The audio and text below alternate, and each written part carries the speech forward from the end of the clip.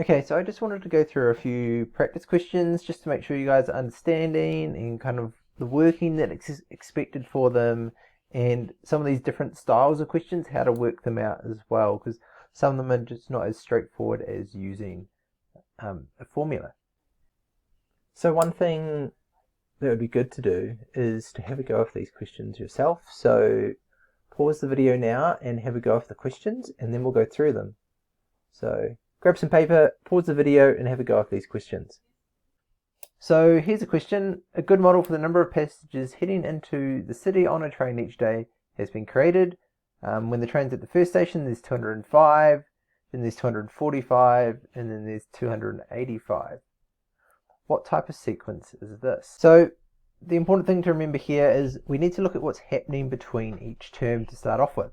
So the difference between the first and the second term, going from 205 to 245, is an increase of 40.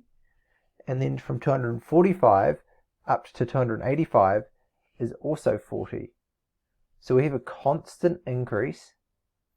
Now what this constant increase means, okay, it's an arithmetic sequence. That means when we're using the formulas for this question, we're only going to use the arithmetic formulas.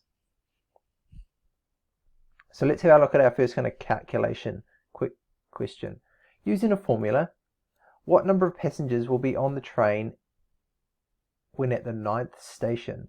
Now this means we can't just keep counting up in 40s and writing our pattern going 205, 245, 285 and so on all the way up. We actually need to use one of our rules. Now the rule we're going to use in this case is we're finding out the particular number at a particular station, not the combined total or anything like that.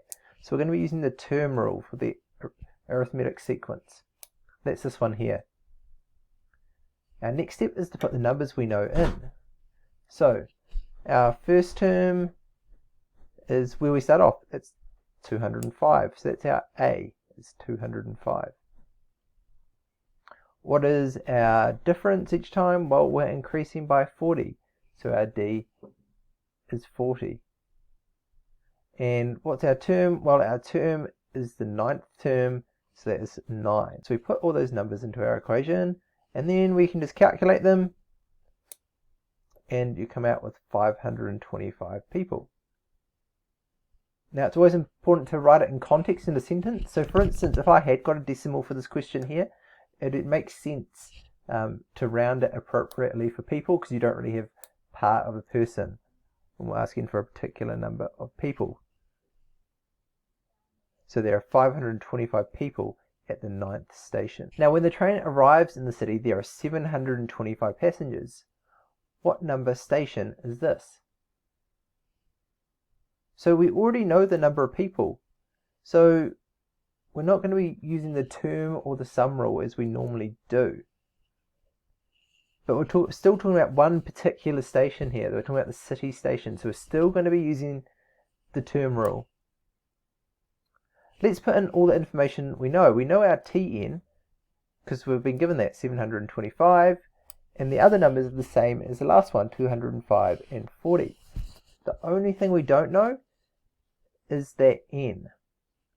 Now I'm going to show you two methods to solve this. You can either use algebra, and that's this method I'm going to use here, or an equally valid way is using guess and check. So maybe skip a little bit further on into this video until you see the kind of green writing appear here. But our first step here is we want to, if we're using algebra, is to move everything away from N. So the easiest thing to move away first is taking away the first term. So we take away 205, and that gives us 520. So that's removed it, cancelled it out from both sides, because we've taken both 205 away from both sides, and that leaves us with this equation here. Now our next step is we want to divide by 40. So 520 divided by 520 divided by 40 is 13. That leaves us with this equation here. And then finally, the opposite of minusing 1 is adding 1, which gives us 14. So now we need to interpret that in context. The city stop is the 14th station. Now, if algebra is not a strong something you're strong at or confident in, guess and check is an equally good method. So I'm going to show this here on the right. Now what you need to do is use this formula here and with the 205 and the 40, and we're just going to put different numbers in until we get to 725. So an example of that, now I'm going to not show quite as many examples, but maybe you might want to start off with 10 and then work your way up every couple. But I'm going to start off with 13.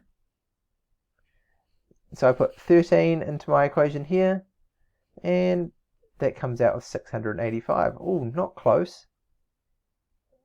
Not quite, but it's close. Next try 14. Now we know already this is the answer.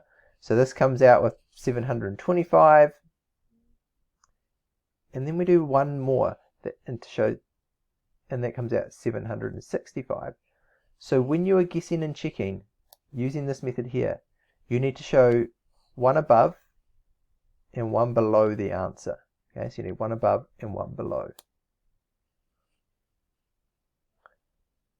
So you can see from this one, the city stop is the 14th station.